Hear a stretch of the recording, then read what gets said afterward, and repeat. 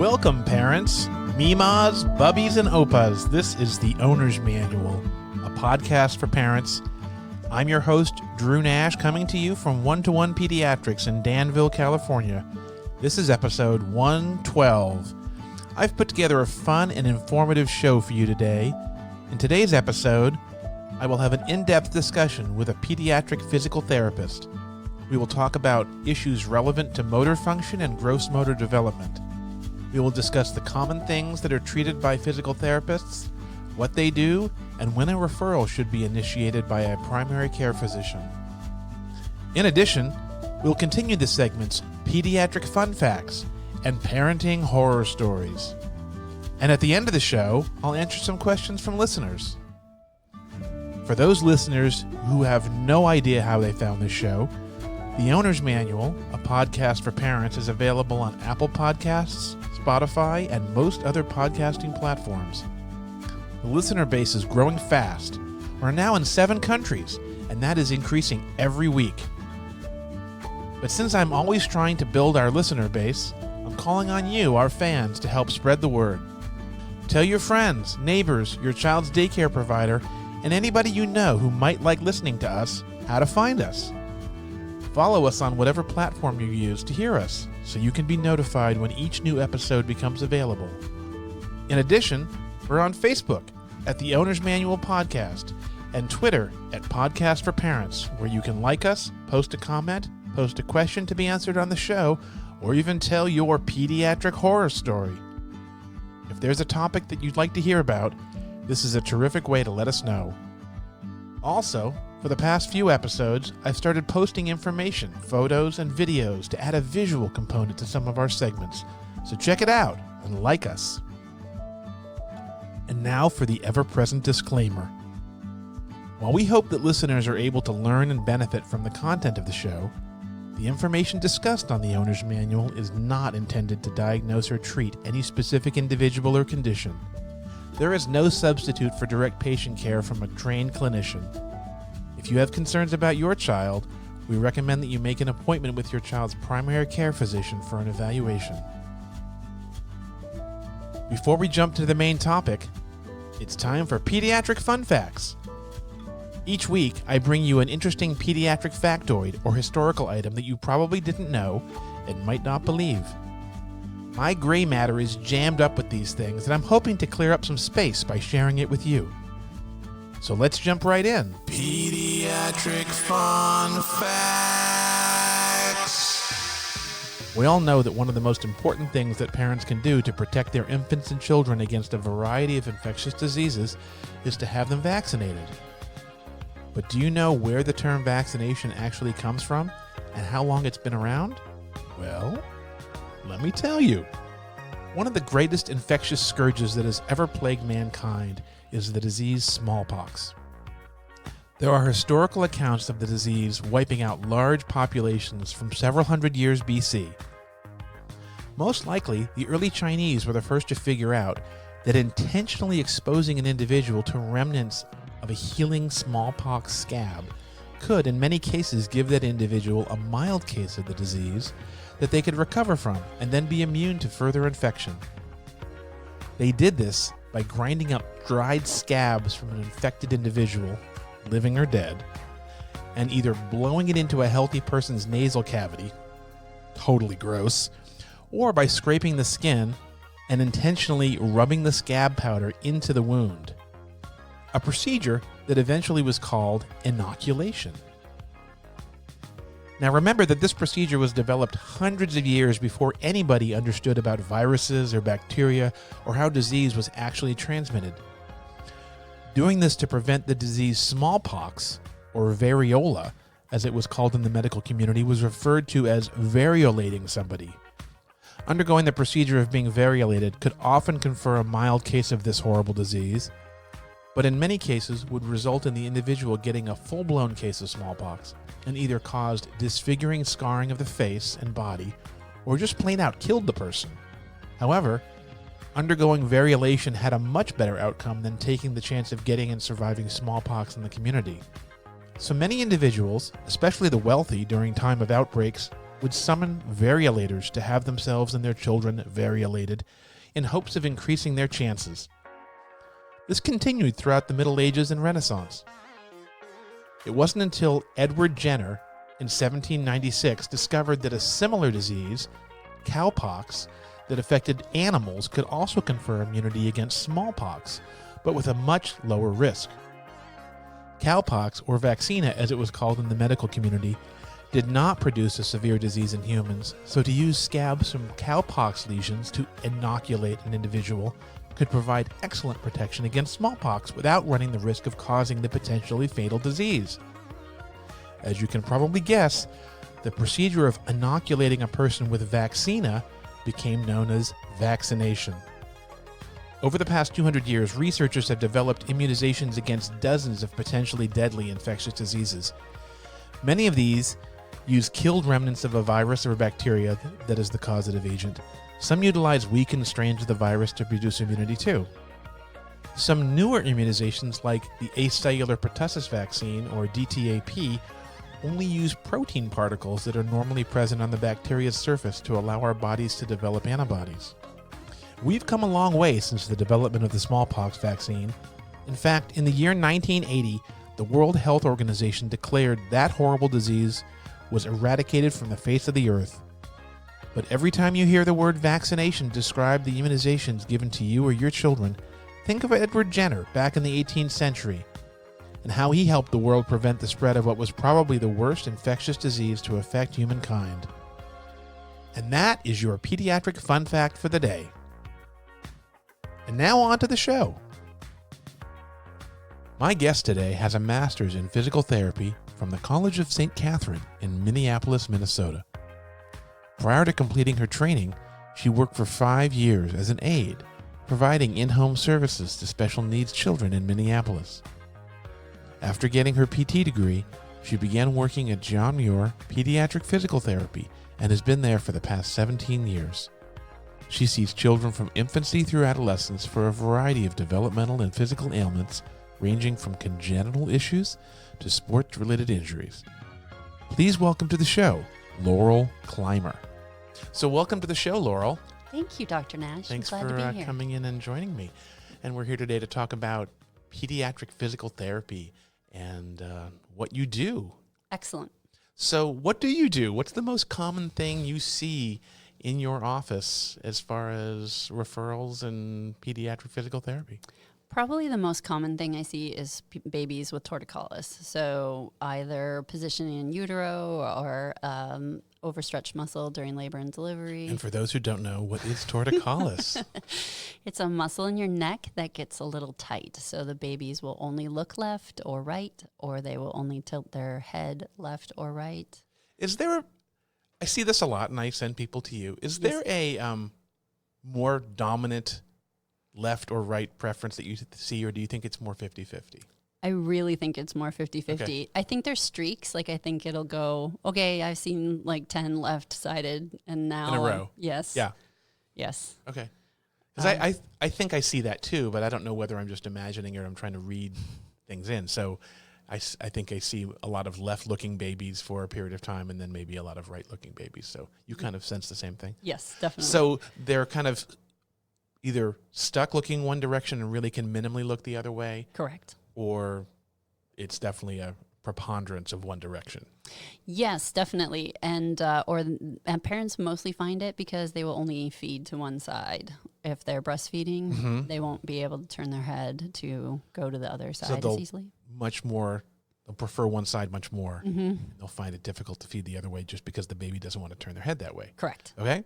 So you evaluate them, and then what happens? Then I give them exercises to do, so things that they can do for their child to encourage them to look the opposite direction. So if they're only looking left or they're only tilting their head to the left, I will help them, encourage them. Babies, depends on how old they are, don't really interested in the world until they're a couple months old.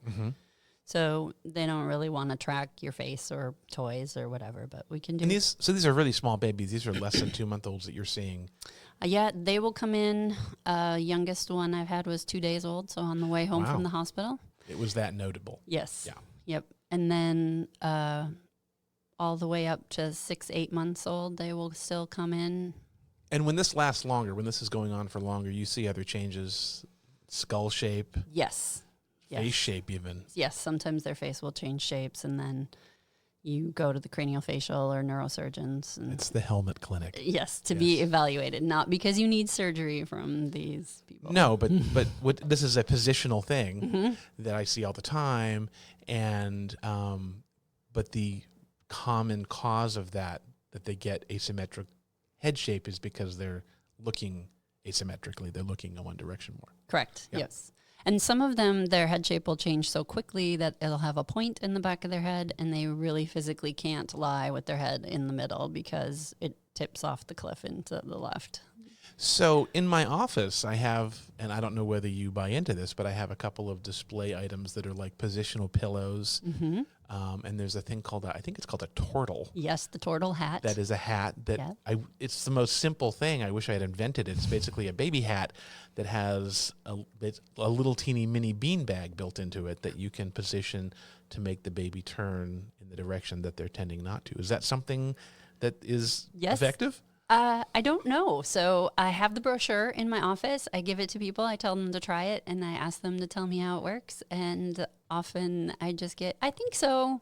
So yeah, okay. I mean, I have the actual tortle. I bought one just so I could have it in my display case, and I'll show it to people. Yes. And it seems like it would work. And it also seems, I love things that have like zero potential for harm. Right. So it's certainly not going to hurt. And it is quite a tight-fitting hat if you ever put it on a baby. Or it should be. It should be, yes. Yeah. Otherwise, they just turn and then their head spins in the hat and doesn't work. So if you notice your child having some asymmetry in movement, that's something maybe to try. The other thing I have, I don't even know if I know the name of it, but it's almost like a small mat that is a memory foam thing with a cutout in the middle. Yes. It just encourages them to stare at the ceiling, I guess, when they're laying there, as opposed to turning one way or the other. Yeah, anything you can do to get them to keep their head in the middle, so looking straight ahead, is better than turning full left or full right. Yep. Okay. And this is something we've seen. We didn't used to see this. I'm sure you saw torticollis, but we didn't used to see what we call positional plagiocephaly prior to babies sleeping on their back. Yes. So my oldest son is old enough that he was a belly sleeper because that was what we thought was best. And that wasn't a thing back then. And we've created this, not epidemic, but we've created this situation from recommending back sleeping, which is a good thing to recommend, but you have to watch for this. Yeah, originally it was very prevalent in people who worked in phone, like call centers, because they would hold the phone between their ear and shoulder before headsets in the 70s. Yeah. And so they would get this tightening of their neck muscle because they'd be holding a phone between their ear and their shoulder for hours and hours a day. And we would treat adults. Then there was that thing, that little attachment, yes, giant the rubber air-filled thing that would give it a little bit more space. So you saw adults with torticollis, not congenital torticollis, but they developed it from their work environment. Yes. Okay. And that kind of went away with headsets. Yep. And now we're getting a lot of babies, especially, I mean, some of it too is newborns that are premature babies that are in the NICU and they've got devices attached to their face, you know, breathing tubes, feeding tubes, whatever. Yep. And they're kind of turned one way or the other. NICUs are really great about trying to force you go left or right. Yep. Frequently change you throughout the day, but some babies just can't. And it's far more important to keep them alive and healthy and eating than it is to change the position of their neck. I'd say from my perspective, I see more babies who are affected with congenital torticollis and asymmetric head shapes that are full-term babies than the preemies. I mean, the preemies, the really small preemies, are prone to this kind of long, skinny head thing. Yes. But the other preemies, I think the nurses are pretty good about positioning and repositioning. Yes, changing that. And the bigger babies, too. The moms that are 5 feet tall and 80 pounds and have 10-pound babies. Yes. Yeah. It's a problem. And then other things you see commonly, delays in walking. Delays in walking, delays in crawling, not sitting, not rolling. So what age should a baby be walking by? What's sort of the range of normal, and when do you think a kid should get sent off for some help? So everybody's family is really good about telling you what your baby should be doing. Yes, they are. So I would say when people panic at their first birthday, if your baby's not walking, don't panic. You've got plenty of time. The average age is actually 15 to 18 months.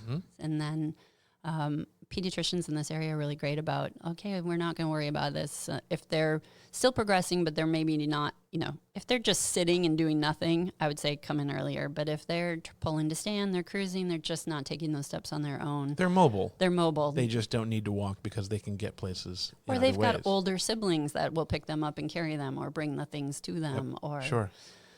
There's a whole dynamic there. So is there an age which you say if your kid's not really making steps pardon the pun, making steps towards walking, making progress towards walking, that they should get an evaluation? Yeah, talk to your pediatrician around 18 months. Yeah, that's usually I have sort of lines in the sand for a few things, and one of them, and it doesn't mean that the kid wouldn't eventually walk on their own anyways, but usually if a child isn't walking by 18 months, that's when I'll send them to you. Yeah, so we'll just take a look. Like, are they doing something funky? Or do they have an issue? Is their foot kind of flatter? Is there a weakness? Is there something going on that's making it harder for them? I mean, they still could do it, but it takes effort, and maybe that child doesn't want to put that effort in, especially at the end of the day, end of the week, when they've been moving around for a long period of time. And landmarks earlier, so milestones that they should be making earlier, that if they're delayed enough that you would think that they should probably get into PT earlier, and or is there cause for concern? Yeah, I mean, I always love the early referrals. It's always easier to show the child the path than it is to fix the strange thing that they've learned to make it so that they can do it. Rolling 4 to 6 months, sitting 6 to 8 months, crawling somewhere around 9 to 12 months. And I do like the crawling. I know it's not. Oh, let's talk about that, because I have questions for you about that. Okay. So you like the crawling. I do. And are you of the school that a baby should crawl? I would prefer it. There are some kids I don't even work towards that because I just know that they're too old. They're not interested. They really like standing. They really like cruising. We're just going to skip it, and we'll crawl later to get those coordination, those core stability exercises. And when you say crawling, are you talking about like the traditional hands and knees crawling? Or are you talking about any way where you're elevated off the ground? Because there's commando crawling, there's like a spider crawl. Right. There's a hands or elbows and a foot, and there's so obviously the best for me is hands and knees. So you're crawling, you're moving your right hand forward, your left leg forward is ideal. Some kids commando crawl on their elbows and knees. Some kids, their belly's a little bit up. If you're getting that reciprocal gait, so you're moving an arm and then you're moving a leg, that's ideal. Front to back and left to right. Correct. Yes. So crossing midline. Yes. Yeah. So the right arm moves, the left leg moves, left arm moves, right leg moves, just to keep that coordination of movement. It works your core very nicely. We all could use core exercises in our life. There's a whole school of teachers that think that if you didn't crawl, you're not a good reader. I never crawled. Right. And so I have poked fun at this with people in the past. And so is there validity to that, do you think? I haven't seen it. I didn't crawl, and I just totally skipped over it. And I love to read. I will read 100 pages in a day or in an hour. The easily. subject of you, that doesn't seem to correlate. No. But there's support. I've heard of this, and Yes. there's support groups of like adult people with dyslexia and other reading issues, and they go around crawling around the room. Yes. In hopes of remediating their midline or left to right deficit. And our adult neurotherapists, so people who have had a traumatic brain injury or spinal cord injury or a stroke, they will watch them move and they'll say, "Oh, you never crawled." Like, they will know that they skipped that step, and the person's like, "Yeah, why can't you see that?" So they can pick that up. Yes. Really? Okay. So it's very fascinating to me. So that, for me, that's my thing. Like, okay, if you don't crawl before you walk, then let's give you a tunnel. Let's make you crawl under the dining room table. Let's give you some activities, even though you're 3 years old. So it's important, you think, to get kids mobile horizontally. I do. Okay. So a prior podcast with my sister-in-law, Michelle Brown, who's an exercise specialist, she wasn't specifically talking about that, but one of the things that she suggested as far as activities we were talking about getting less active kids active, was creating obstacle courses, like creating boxes to crawl through. And so it sort of encompasses that. Yes. Take the couch cushions off the couch, put them on the floor, make your baby go up and over it, and make tunnels, make forts. Okay. Yes. So that's a great activity, because the other question I get a lot from parents is, they ask me how I should play with my baby. And I'm like, it's all sort of intuitive and natural, but these are great ideas if you want to create games or exercises to do in that pre-walking infant who's mobile. Right, yes. Get them active, crawling over, crawling under. Yes, and you don't need bells and whistles. You don't need to go to a store and buy. No, you can create this. You can take an empty box or whatever, and you can take, Don't leave the kid in the box by themselves. No, that's not what we're saying. Disclaimers. Okay. Yes. So crawling is important. It is to me. Before walking. Mm-hmm. Or after. It's fine too. But I like the progression of movement. It seems to make more coordinated. So a little bit off topic, but this is sort of semi-related. When the normal motor program of walking, the gait, there's this arm movement that goes along with leg movement when you walk properly. And most people, let me just say this slowly so I get this right, is when your left foot's going forward, your right arm is going forward. Correct. So, but some people don't walk that way. They walk like giraffes, where they're moving the right side of their body and then the left side of their bodies. And it looks odd. If you ever see that in someone, if you're watching for that, it looks odd. And that's sort of that midline thing we're talking about maybe gone awry. Yes, I agree. Okay. And I don't stop those people on the street. No, and you don't point your finger and laugh. No, but it's just, but most people will walk in the first way I described. And then every so often you'll encounter someone that looks almost like they're pivoting around their midline. Yes. Yeah. Mm-hmm. Okay. Yeah. So get kids crawling. Good. Kids crawling. Yeah. Tummy time when they're awake. Tummy time. An age when that should start. I usually tell people right from the time they get their kid home, they should spend some time on their belly. Yeah, if the belly button has fallen off and then it's more comfortable for the baby, they will cry. They will yell at you. They will not like it. I am not one of those people that's, I need 15 minutes 6 times a day. But the more they do it, the more they'll like it. Yes, they will get used to it. It can be a couple seconds. It can be chest to chest. You can prop up their chest and arms up on a little pillow or a firm pillow. And what I like to point out to patients, because, again, my oldest, who's 25, he was a stomach sleeper because that's what we did. Mm-hmm. And it was important to give a kid back time then. And you'd put them on their back, and they were like a turtle on their shell, and they hated it, and they cried, and they'll flail their arms and legs, and they loved their belly, and they hated their back. So it's all kids like what they're used to, and they're used to what they like. Yes. So kind of making them be and a little it's bit outside. hard. I mean, babies' heads, look at the size of their head compared to their neck. That is a big thing to have to lift up. Big thing, yes. And they're going to hate it. And so you do it a little bit at a time. Like I said, chest to chest, maybe you semi-recline for the first couple of days, and then they learn. It's like doing push-ups or sit-ups. Exactly. When you first start it, you hate it, and then you get quickly better at it. Yes. So different positions throughout the day. And it really helps development to be in your tummy. Yeah, core tone and all that. Yep, great. Okay, so we talked about crawling. We talked about getting a kid in for walking. Next things you see as far as physical therapy referrals? Probably foot pain, ankle pain, knee pain in the 7 to 11-year-olds, whether they're athletes or not. So what's that about? Usually hip weakness, flat feet. And flat feet is not a problem unless it's causing you problems. Yes.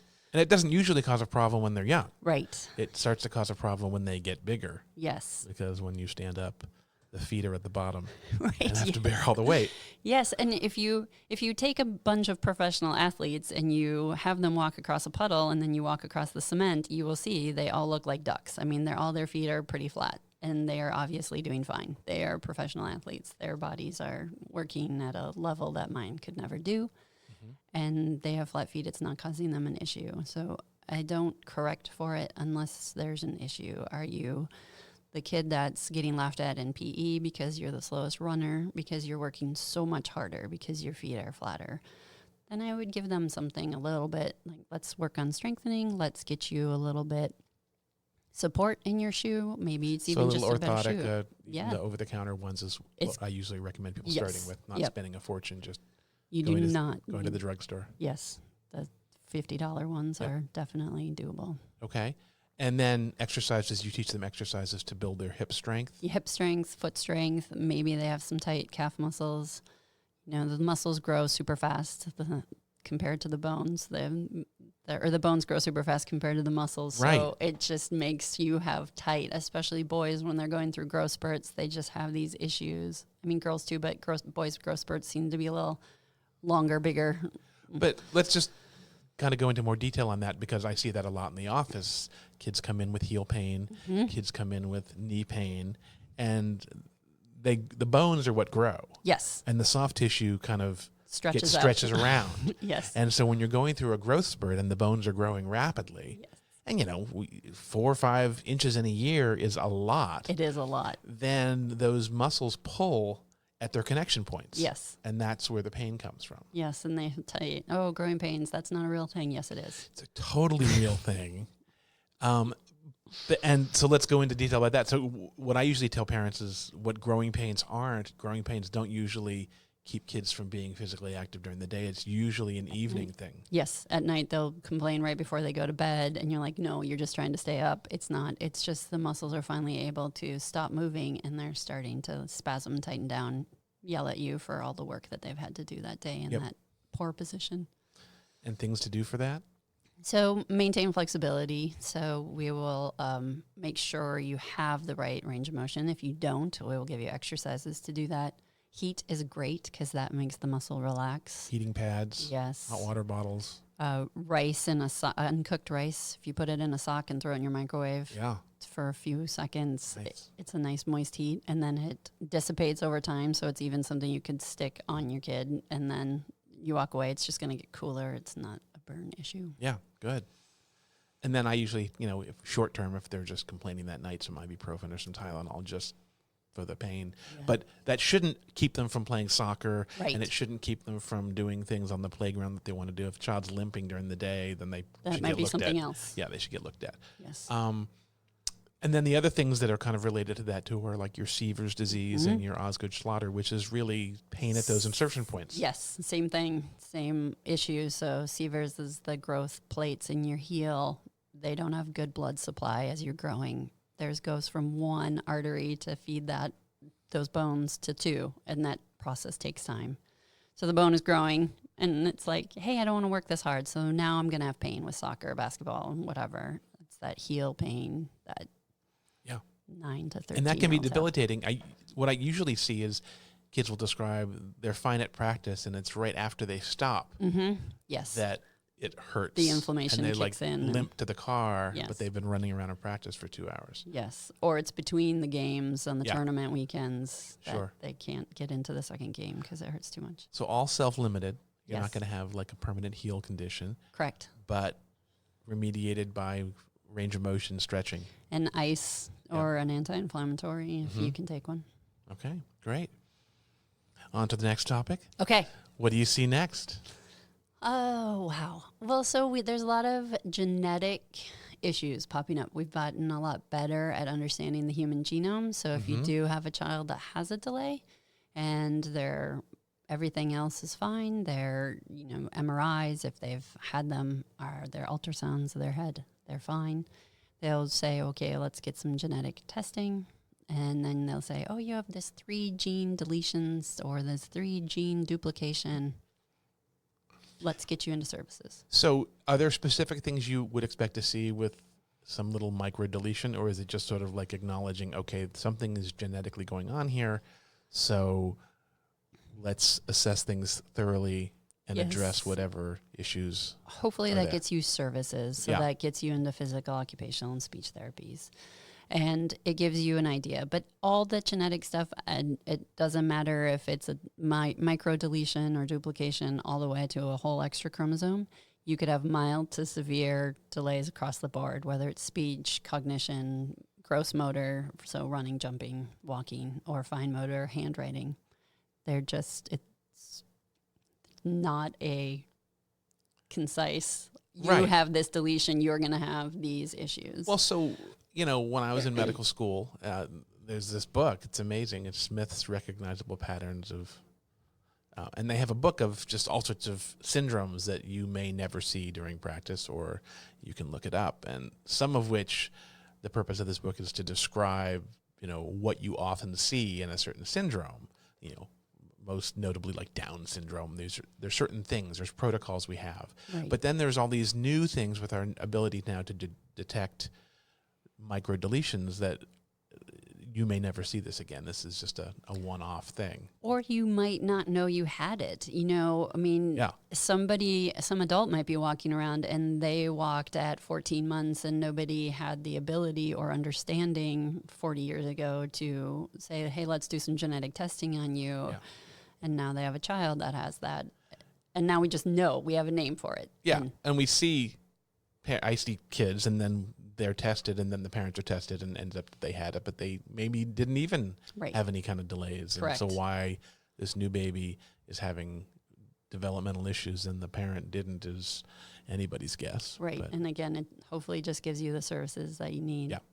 And so you work very closely with occupational therapy and speech. I mean, there's sort of it's integrated, those three modalities, both, you know, for older kids in the school setting, you in your office, it's sort of a trifecta of approaching all the things that kids need. Absolutely. And there's some overlap too. In order to use your legs, you need to have a good core stability. In order to sit and write, you need to have good core stability. Yep. So we will both work on some core things, and there will be some overlap there.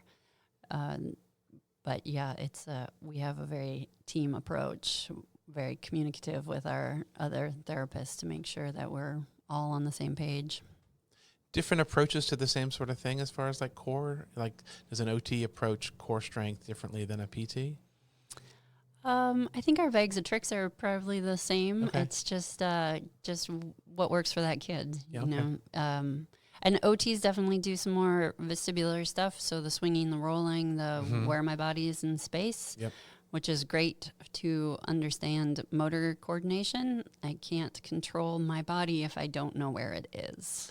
Yes. So we will work with that as well to work on getting organized for that. Anything else you want to talk about? I think you've been... I see premature babies. Yeah, so talk about how you talk about premature babies and what kind of issues they present and how early you get in your hands on these kids to help remediate. The earlier the better. So you guys, once you leave the NICU, it would be great if you get to the outpatient setting, and depending on how severe your issues are, you might qualify for a different kind of outpatient setting through CCS. Is there a role, do you ever do any PT in the nursery? Yes, we have I'm at John Muir, but they have PT and OTs and speech in the NICU, the neonatal intensive care unit.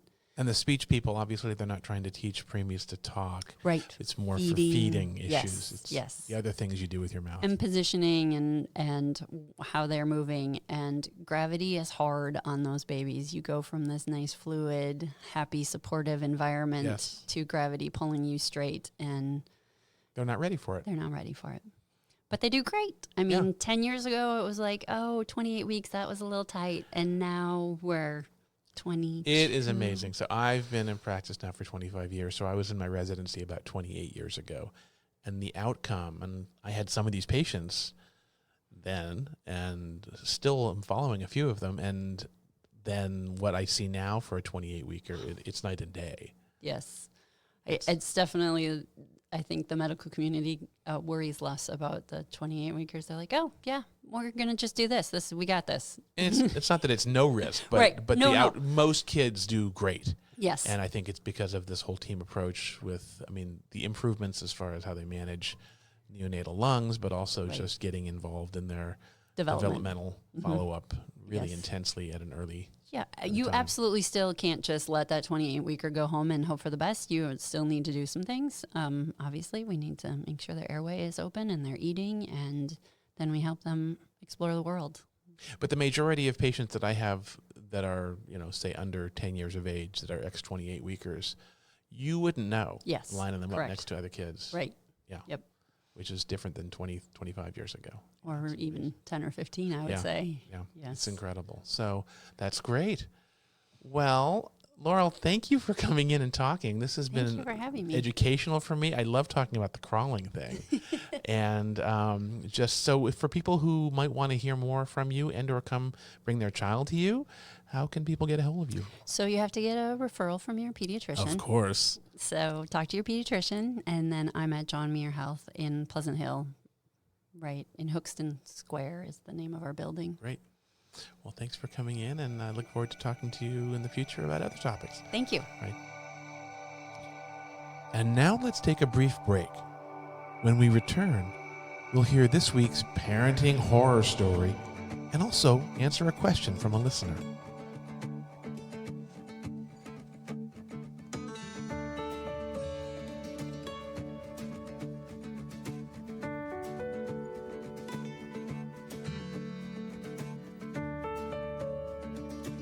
And we're back. Before we proceed with the next segments, I want to remind all of the listeners about our phone-in line, which has been set up for people to call in and leave voicemail questions to be answered on the show. In addition, if you'd like to contribute to our new segment, Parenting Horror Stories, you can also use this number. The call-in number is 925-732-6274. Call in with your question or horror story for the show. You can also contact us on Facebook at the Owner's Manual Podcast, where you can leave comments or post questions and stories or idea topics for the show. Whichever way you prefer, we can't wait to hear from you. I really need more questions and horror stories for the show, so don't be bashful. Call or post your question or story today.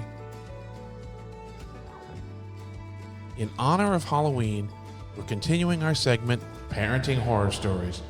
Calling on parents to call in with funny stories or anecdotes about funny or outrageous things that happened when trying to parent.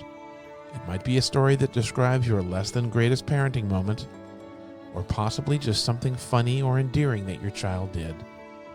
You don't have to identify yourself if you're embarrassed, or you can make up a funny pseudonym. So once again, here it is, Parenting Horror Stories.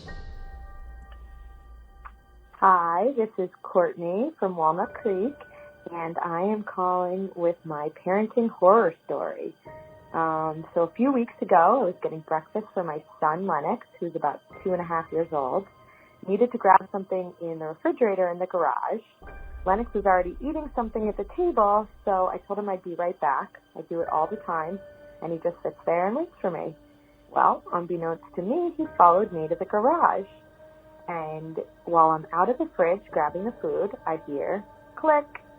And in my mind, I think, there's no way he could figure out how to lock the door.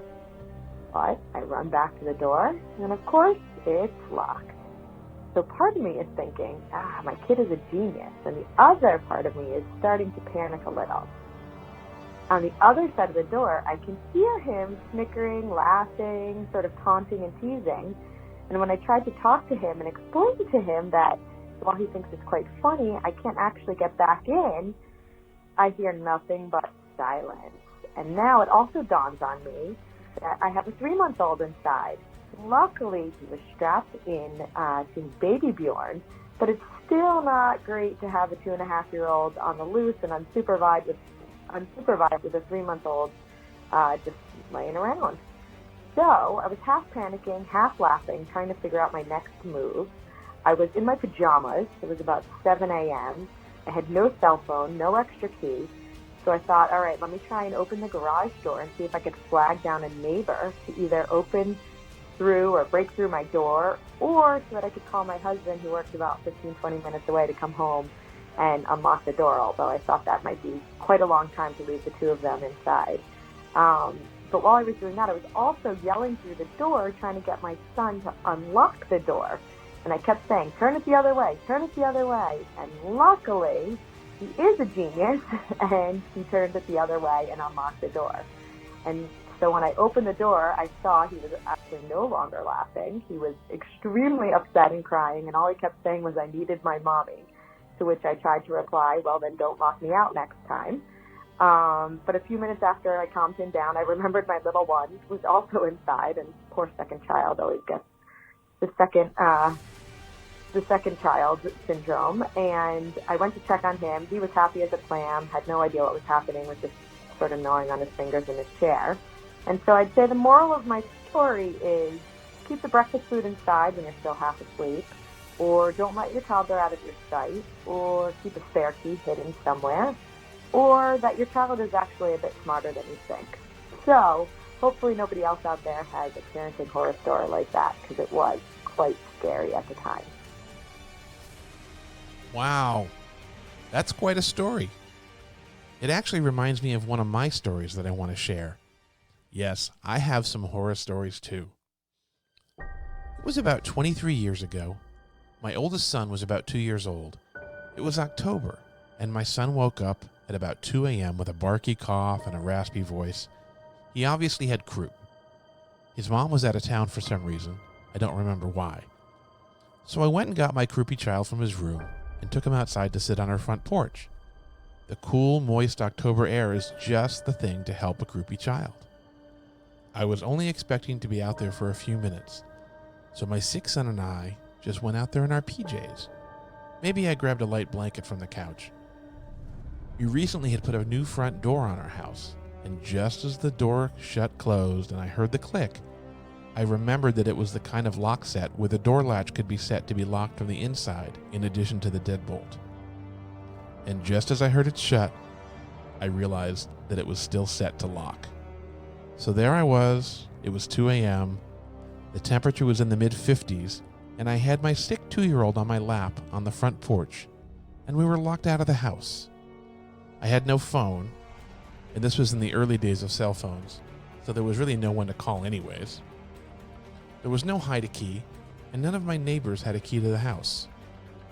As we sat there, my son's croup started to get better in the cool air, so that was good. And I started to think about if I should knock on my neighbor's door and beg to sleep on their couch with my son until morning and then call a locksmith. I also contemplated smashing a side window and breaking into my own house. While we were sitting there starting to shiver, I got an idea. We had a Cocker Spaniel at the time and had a small doggy door on the side of the house. I asked my 2-year-old if he could crawl through the dog's door and go across the house to the front door and let me in. He was a very verbal 2-year-old, and he told me that he could do it. My plan was to bring him into the side of the house, help him through the door, and then run back to the front door and hopefully meet him there. My backup plan was that if he didn't meet me at the front door, or if he couldn't open it, I'd just break a window and get in that way. As I pushed my firstborn child through the doggy door in the dead of night into our dark and empty house, a sense of panic overtook me. He scurried through the door and into the darkness. I ran around to the front door and waited. And after a minute or two, I heard his tiny footsteps and then some jiggling of the door handle. I didn't know if he was strong enough to turn the stiff knob. But after 5 or 10 seconds of work, and with my encouragement, the door swung open and I was greeted by, "Daddy!" And those are the parenting horror stories for the week. Happy Halloween, everybody. And now for this week's phone-in question. Hi, this is Carrie from San Francisco. My question is, I have a 6-year-old daughter who still wets the bed at night. Right now I still have her wearing pull-ups at night, but wondering at what point I should be concerned or how I can help her stop. Thanks. Thanks for calling. That is an excellent question. About 15% or so of 6-year-olds still experience bedwetting, also known as nocturnal enuresis. While this is something that your child will most likely outgrow in the next year or so, there are some things that may help speed things up. Oftentimes, children don't drink enough fluids during the day while at school because they don't want to use the bathroom while at school. So they come home a little dehydrated, but often just go about their after-school activities, they do homework and so on. Then comes dinner time, and they're super thirsty and drink a lot of fluids to quench this. They often overshoot their needs, and as a result produce a lot of urine both after dinner and for the first few hours after they go to sleep. As an alternative, I recommend encouraging the child to drink a lot of fluids when they first get home from school, and then have them limit their fluid after about 5 p.m. Then, if they do this, they can pee off any extra fluid in the late afternoon and have less urine produced after they go to bed. The other obvious thing to point out is that many kids don't feel like they have to go to the bathroom until it's urgent.